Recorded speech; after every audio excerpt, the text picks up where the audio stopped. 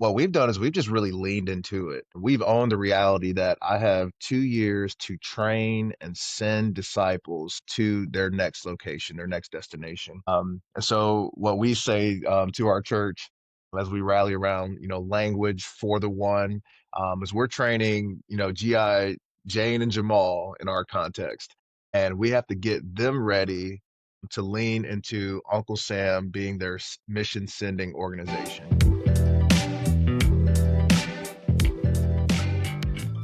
Well, hello, listeners. Welcome to the Intentional Churches podcast, and it's going to be a fun day today. We got Erin back in the saddle. What's up, Erin? Hi, Doug. I'm back. I can't wait to hear about some of your journey and adventures over the last bit. And then a new friend that I can't wait for you guys to meet, in Riley Halliday, I'm going to have to introduce here in a minute himself to you. Just a reminder, this podcast is really about getting out to church leaders like you, the incredible learnings that's happening inside of this movement now of over 1,000 churches, 30 plus denoms, and really it's been built as a large practical ministries and learning community. And so I hope today you're going to learn something great and maybe have some fun along the way. And exciting news, a brand new book, Radical Alignment, The Surprising Journey to Becoming an Intentional Church, is gearing up for release right now, and I believe it's going to help you and your team tremendously, as it's kind of a prequel to the original Intentional Churches book. Erin, give the listeners, like, what's been going on in your life personally. Maybe you've been on any trips, any fun things. I know this may come out after they are eliminated, but I know it's Dodger time for you. It is Dodger and maybe time. A ministry highlight. It's always Dodger time for me, Doug. It's never not Dodger time. Yeah, our lead pastor, Drew, was on sabbatical recently, and so I've been a little busy. And then he came back, and we are in a bit of a building campaign situation. So for all the listeners that know what that's like, I don't need to say anything else. You fully understand where I've been and why I haven't been here. And then personally, I am insane enough to be doing grad school while those other things are happening, Doug. So that's where I've been. Yeah. No, I have not been on any fun trips. I've had my head in the books or in a building campaign. Yeah. So that's What's me. the My most life is super bizarre exciting. thing you're learning in grad school? Is there a bizarre thing you're like, I don't know why they're teaching this? Yeah, just all sorts of fun Old Testament theories, which are interesting, but also like, we would never teach this. But it's good. Yeah. Nice. Well, Riley, I want to get into it with you. You want to introduce yourself to our listeners? Give us a little bit of your background, a little bit about your family, which I think is pretty fun from the little bit I've gotten to know you. And then, yeah, I want to get into talking about your church plant and what you all are up to. Wow. Well, Doug, Erin, thanks for having me as a guest today. Erin, I will be praying some prayers for you. My goodness, what a weight to carry. And you're doing it graciously. But for the listeners out there, a little bit about me. I'm a lead pastor. I'm a church planter. And prior to that, I actually got to serve 11 years on active duty in the United States Air Force. A lot of that time was in special operations. I'm also from a veteran family. So my mom and my stepfather both served in the Army. My dad was a software editor for IBM. And so I kind of got like a cool point of view, obviously multi-ethnic. So my dad's white, my mom's black, but I have two siblings, a brother and a sister who are black, and I have another two siblings who are white. And so there's me, I'm the baby. And I got to meet my dream girl while serving our country. So my wife, Tasha, who's from Hawaii, and she's all mixed up too. So she's Samoan, Portuguese, Spanish, and Filipina. So our children are just cute. Yeah. You guys have it covered. Yeah, our kids are just cute. So we met while serving in the Air Force together. She got out when she had our oldest. So our oldest son is 17. He's looking at Regent University here in the Hamptons Roads region. Our next son is 13, and then we got smart. We started having little girls. Our oldest daughter is 7, and our youngest is Gianna, and she'll be 5 in November. So that's the wave top version of us. Yeah, That's good, man. Well, yeah, give our listeners too some of your just ministry background and maybe you and your wife's journey to planting a church. I know we're going to probably deep dive, right, Erin, on this military side because Oh, yeah. where Yeah. where we live and serve in Las Vegas, one of the largest U.S. Air Force bases in the world is here at Nellis Air Force Base, which I don't know if it's shrinking at all, Erin. But anyway, that for another conversation. So, Riley, tell us about your journey to planting and your ministry journey. Yeah. Yeah. So my wife and I know you were talking about the Midwest. We were actually, so this is in Wichita Falls, Texas. So we get the whole Tornado Alley kind of crazy weather thing. So we met there, and then I got recruited into special operations.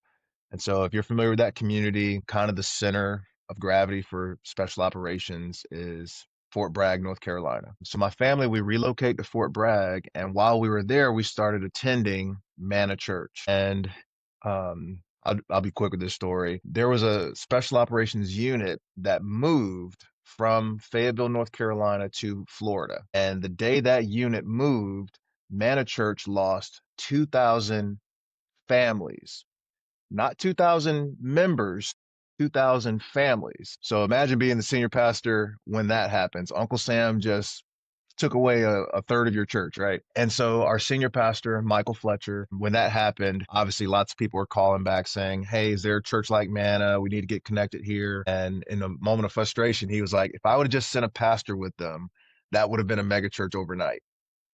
And you ever have those moments where you say something out loud and you're like, I think that was God.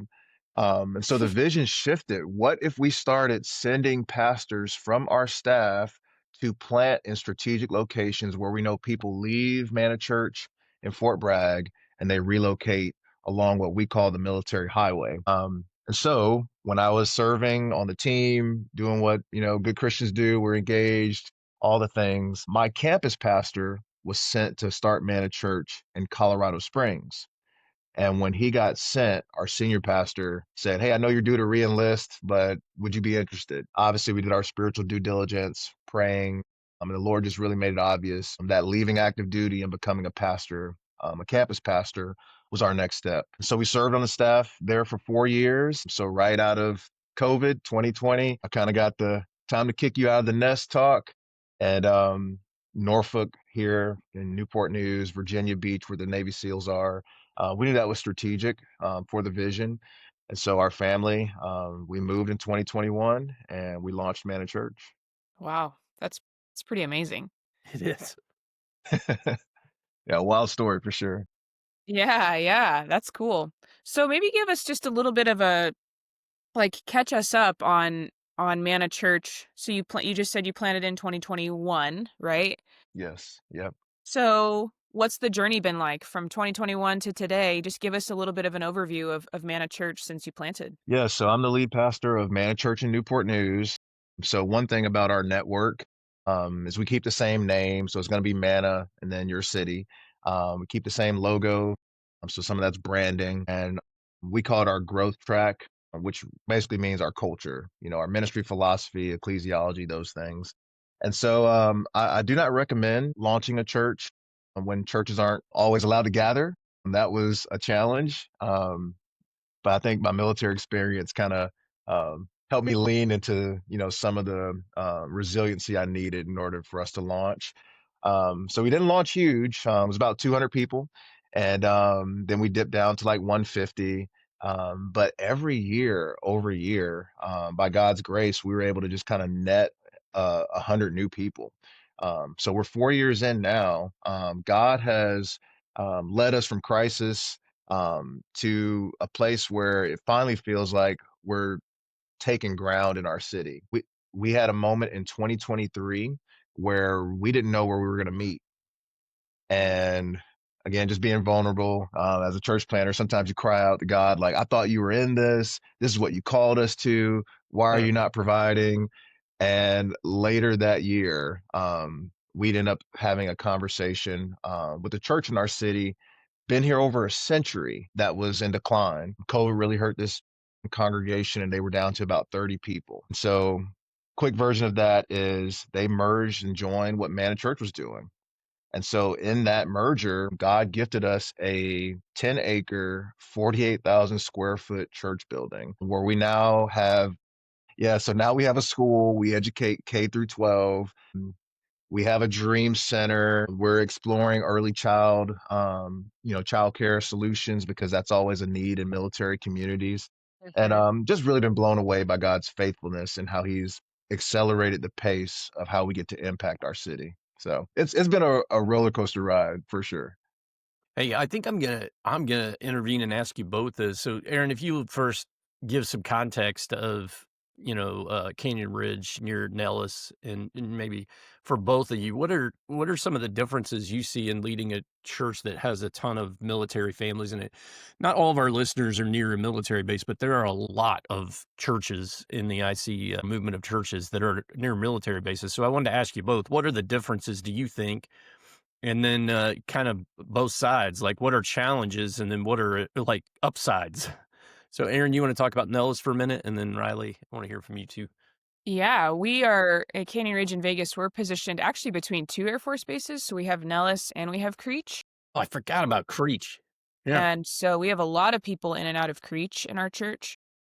and for I think clarify what is Creech because it's a unique thing. Yeah, they do a lot of like drone operation and things like that out of Creech. And so it's less flying of physical planes, but it does create really unique pastoral needs because people are at Creech essentially fighting a war on the other side of the world while sitting in a chair. And And then then they coming come back home to home their to their family. families. Yep. Yeah, yeah. So, yeah, that creates just very interesting tension. So for us, I always say your best people, you have them for probably 2 years and then they're going to go. And so you're always rotating. So you start to think about, for example, like student ministry. Obviously, in a perfect world, you would have your volunteers see your students at least through their high school years or through 3 years of middle school or however your school system is structured. And that's just not going to happen in a military community. And so your best volunteers are going to get in there, they're going to get involved. By the time they get plugged in, they build relationships. They've got about a year until they're going to go.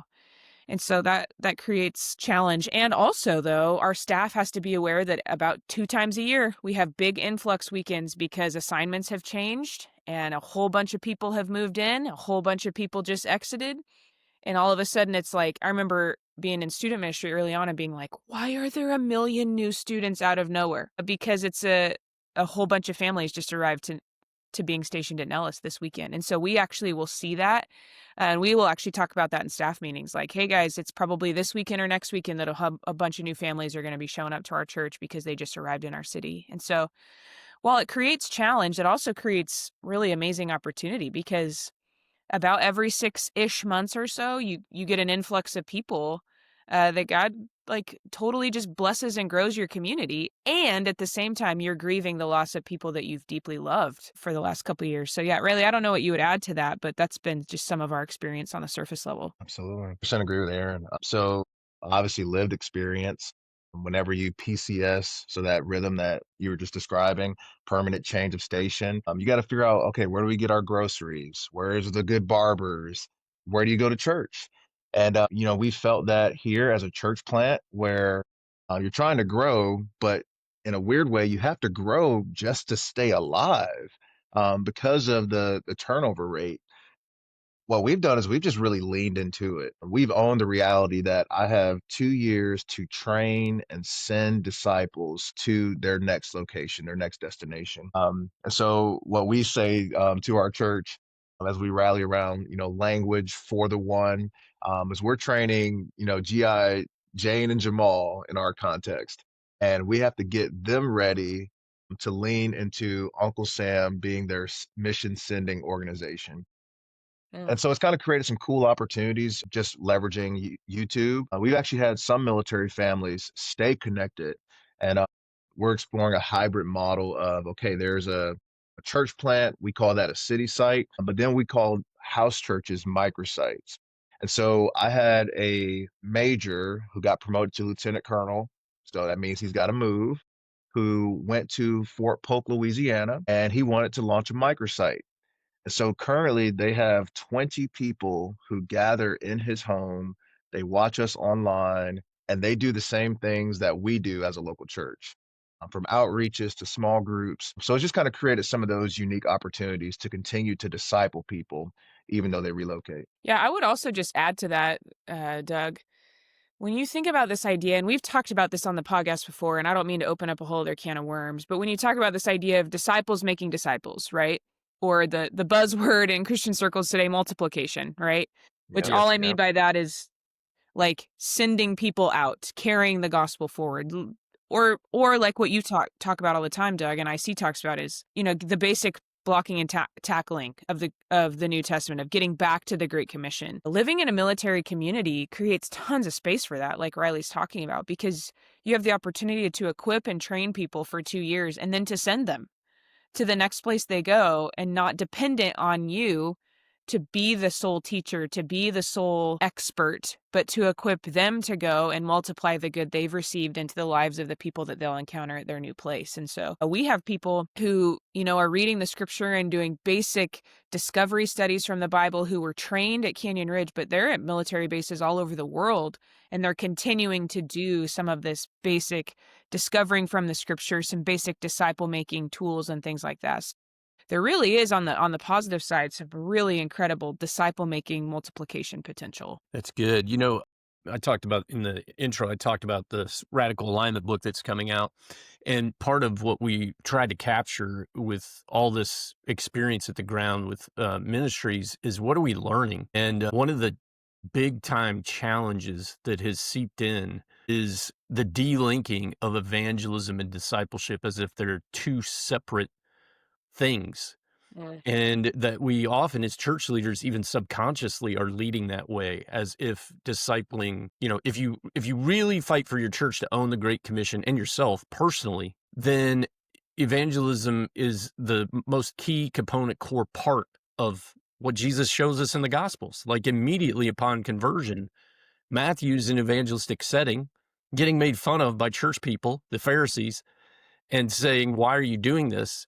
So you even see the delinking there, where the Pharisees didn't see the thing of evangelism. So anyway, all that to say, the other big learning then is, we as church leaders have to get ourselves square on that and make sure that we understand that true disciple making starts in the very beginning with participation evangelistically by a new believer. Now, there's no preparation in the Gospels. Jesus just says, "Come, I'm going to make you a fisher of men." And then immediately they're like going and doing stuff and fishing. They're not preparing in a class or somewhere else. So anyway, all that to say, because we're in America, everybody in your church probably has a different idea about what church should be. It's probably from a more self-centered viewpoint. And so we just talk a lot about how misalignment is seeping in at every turn, especially if your church is growing. And especially if you haven't figured out some of these lessons that we're talking about in the Radical Alignment book, that you really have to consciously break out of the mode we've all been in. So that was a lot of me talking to get to, That's good. like, That's good how stuff. with military bases and the transients and what you both are talking about, 2 years and kind of gone. I love that you think it brings urgency, is what I heard in both of you. Like, you're preparing and sending people.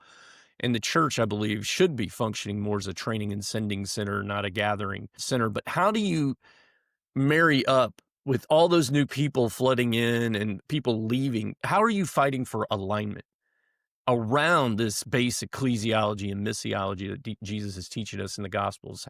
Riley, you want to take a stab at that? Like, what are ways you fight for alignment in the new people, especially? Absolutely.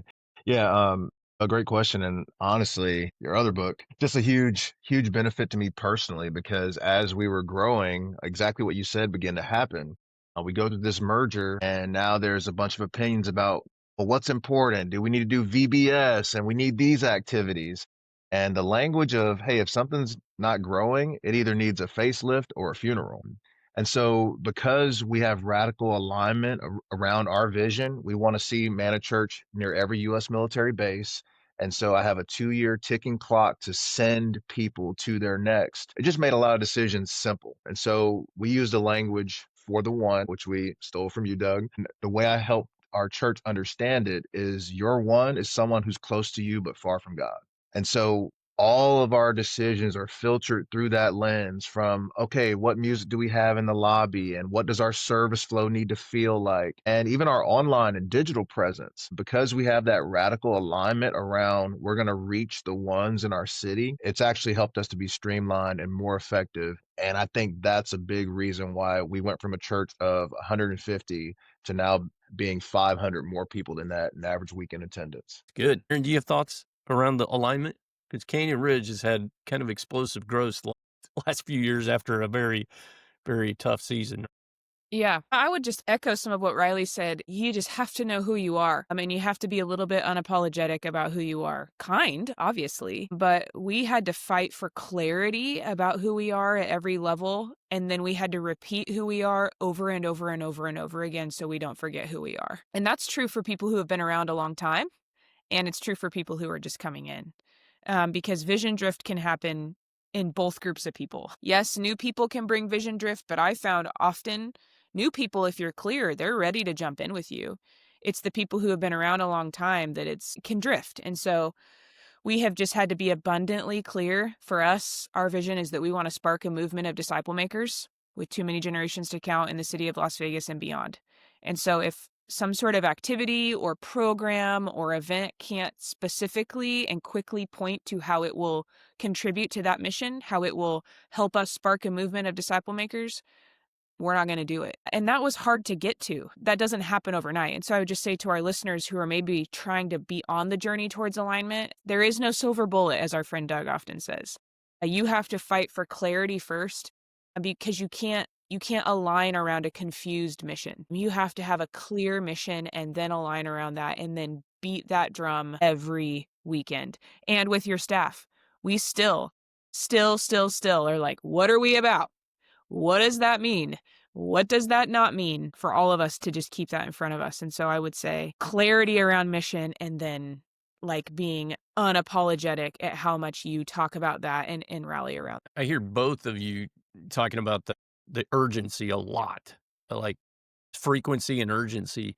I'm just wondering, either of you have any practical, like what are things you're doing to create that kind of culture and that drumbeat that you're both talking about? Like what are practical things, Riley, that do you have special family meetings? Do you what are you doing? I know in preaching you're doing it, but Sure, sure. outside of that, how are you gaining alignment practically? Yeah, absolutely. Yeah, I love just kind of piggyback off some of Aaron's comments as well. Language creates culture. And so one thing that I see and the ChurchOS toolkit gave us was some common language. And so instead of just hearing it from me on a Sunday morning, all of our team leaders, to include our staff, we started a residency. So they're kind of getting like drilled culture from me during the week, which trickles down to like I said, our entire serve team and our small group leaders. And so from weekend experience, small groups, and our outreaches, all those things circle around being focused on the one. And so if you're new to Manna Church, let's just say you relocated because it was PCS season, you're going to hear it in your small group. You're going to hear it when you put on your red shirt to do an outreach with us, like the trunk retreat we have coming up here in October. And you're going to hear it in the preaching on Sunday morning. So it just kind of reinforces like, oh no, we're really about the Great Commission. And it almost creates a little bit of FOMO because we have t-shirts. People, if you're new, you're going to hear what's for the one mean? And someone on our team is going to clearly explain that to you. And then you realize, okay, then I got ones in my life and I want to reach them too. So it's really cool once it, begins to set in. That's great. Erin, you have practical things you're doing at Canyon Ridge? Yeah, I would say one area we've been really exploring the last 6 months or so is, we have hundreds of volunteers on our campus on any given weekend. And so we want every single person who raises a hand to volunteer at our church. We want that to be not just them showing up to serve, which is fantastic, but we want that to be a training space for them to learn what it is to be a disciple maker. And so we have what we call them circle ups, which is just a quick huddle with our volunteers before they serve, no matter what team they're on. And typically, I would say in the past, those were highly logistical. It was like, come together, we'll pray, we might do a quick relational check-in, and then we're going to info dump all the things you need to know for today's service. And so as we did some auditing of that, it was like, actually, these people don't need 80% of the information we're telling them. It's going in one ear and out the other. So we started to ask, what must they know to be successful today? And then how do we leverage all the other time that we were spending on providing logistics and details to people that our staff cares about? But the question we had to ask is, do these people actually care? It's not because they don't care about the ministry. You care about these details because as a staff member, it's that you have to hold those. But what do your volunteers actually need to show up and be successful? So we've repurposed that time. So all of our circle up times have a training element. They have a vision. They start with a relational element, then they have a training element that's related to our vision.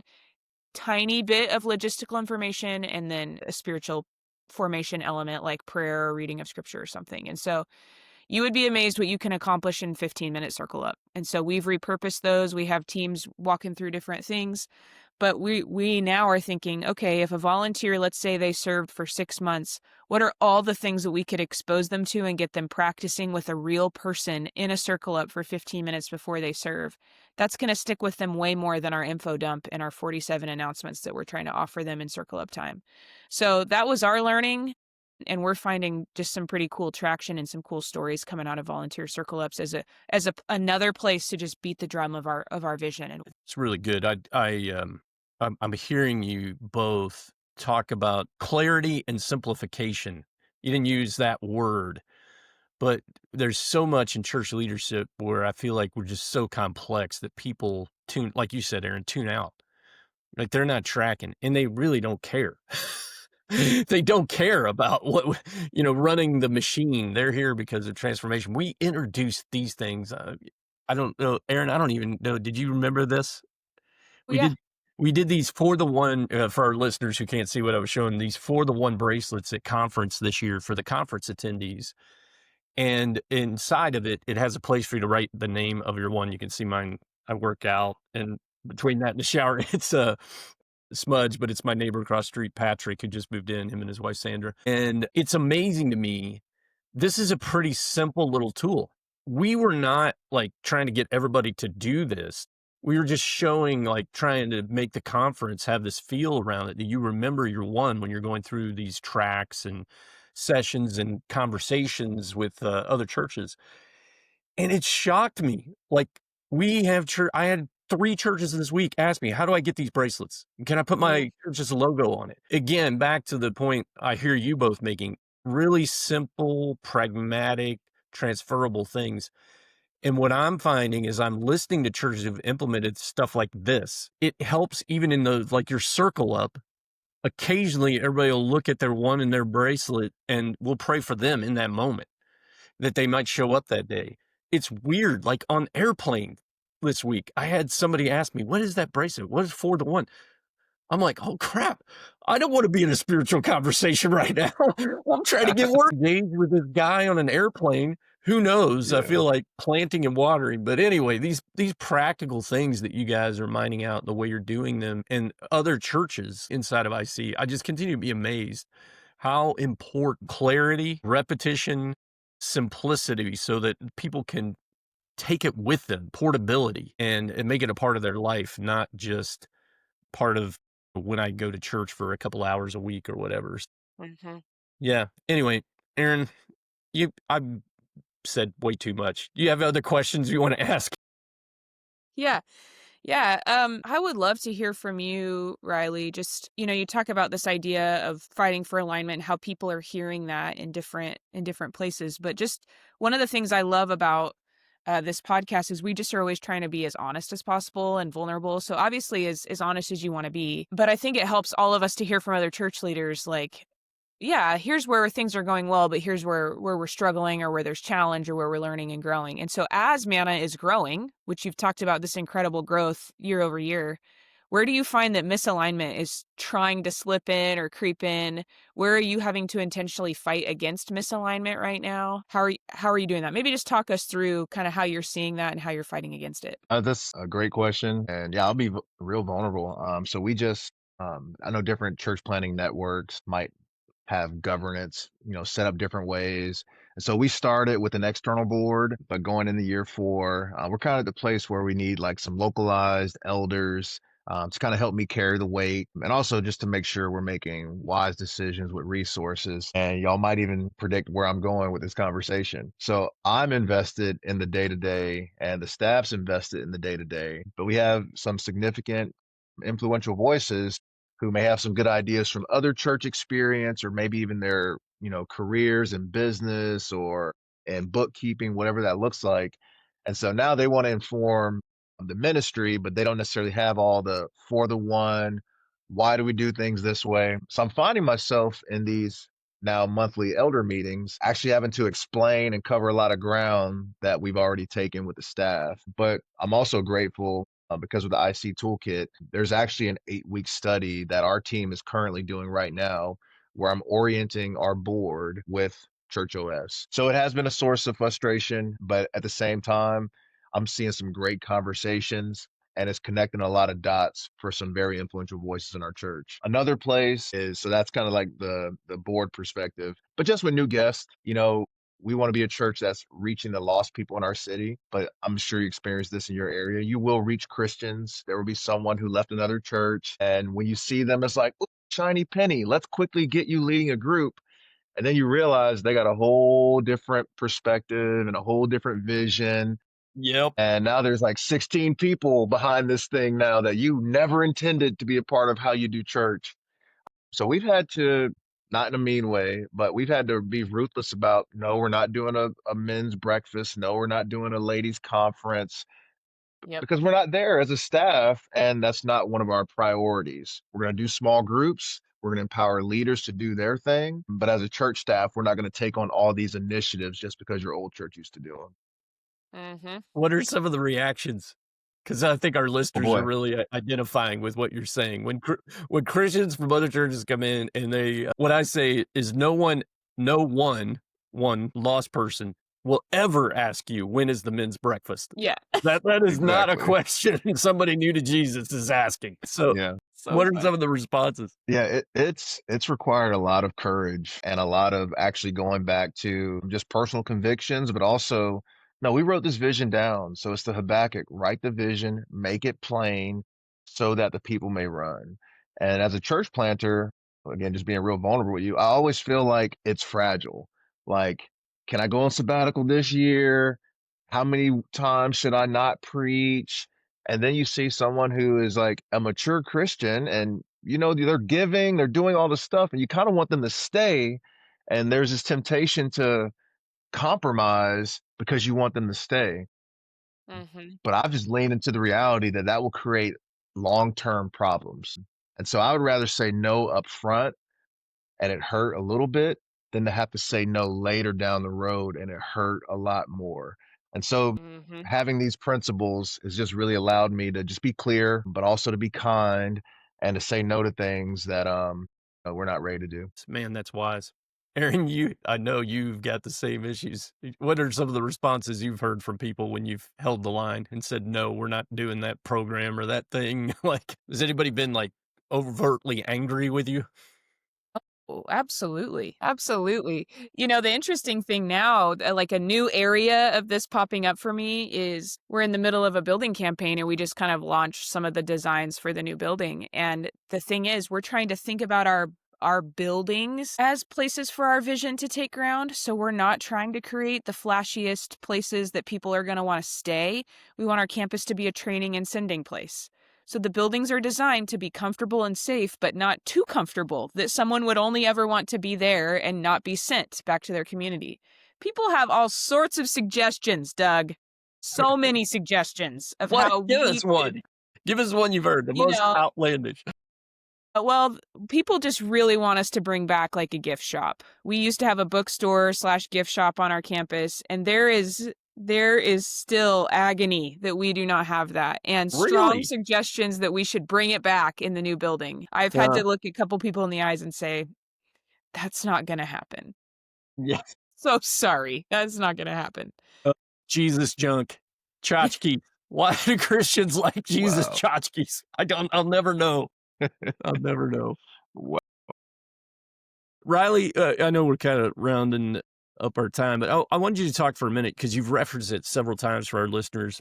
Some of our listeners aren't yet familiar that much with the Intentional Church's Toolbox, and others are practitioners using the tools like you are to create this team alignment.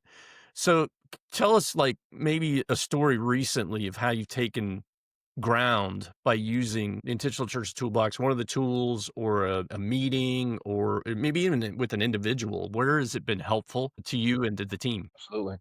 Um, So yeah, I got exposed to IC and obviously ChurchOS thanks to Strategic Launch Network, Church at the Springs in Ocala, Florida, and I was immediately blown away because of my military experience. It was like the missing piece I needed to church, where it's like, okay, we got the spiritual stuff, but here's the practical, the scalable. And so I was like extremely grateful. So I went all in. We sent a guy to get activator training. But one recent example, we have a residency, which is a 2-year program that we created in order to just continue to disciple people and send them when likely their 2-year clock's up.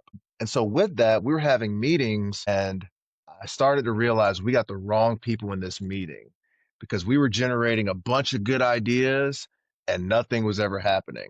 And so it was an opportunity for me to be like, okay, hold on, let's pump the brakes. Let me ask you all these 6 questions. So we did a thinking wavelength assessment. And I Mhm. realized I had nothing but finders and, I'm up there generating ideas. And so I'm like, okay, we're not going to get anything done if the 4 of us sit in a room and talk about it. So we need some of those builders who can translate and some of those detailed oriented people to also be in the space. And I got countless. We SWAT, so that's 4 helpful list. I kind of militarized that because in the military we do this thing called SWAT. And so all of our teams, after every weekend experience or an outreach event, the people who are on the front lines of it just do real quick 4 helpful lists, and they feed that information to our staff in our Monday meetings. So we can look back over the weekend and just week over week assess how we're doing. And then if we start to see trends, then it's like, okay, do we need to make this a VIP? Do we need to start dealing with this particular event? So yeah. Great. Those are great. Erin, Riley, just any last practical tips? If I phrase the question, what you're currently learning and about fighting for alignment in your team? Any practical, like recent learnings? Like I've just learned this in the last couple months, maybe about this really is helpful. This thing we're doing. Anything come to mind for either of you? Yeah, I already alluded to this, but I would just offer it kind of clearly is anytime your church sets out to do something new, say you've been fighting for alignment, you're clear about who you are, but if you set out to do something new like a building, for example, or some sort of campaign or some sort of outreach, every single new thing you do is an opportunity for misalignment to creep in. So, I would just say I have just been struck. I know I was laughing and kinda joking about people's suggestions, but we have had to fight for alignment so much in this recent season being in a campaign. But we've learned that over the years. Even when we weren't in a building campaign, there were other things. It was like, "Let's do this."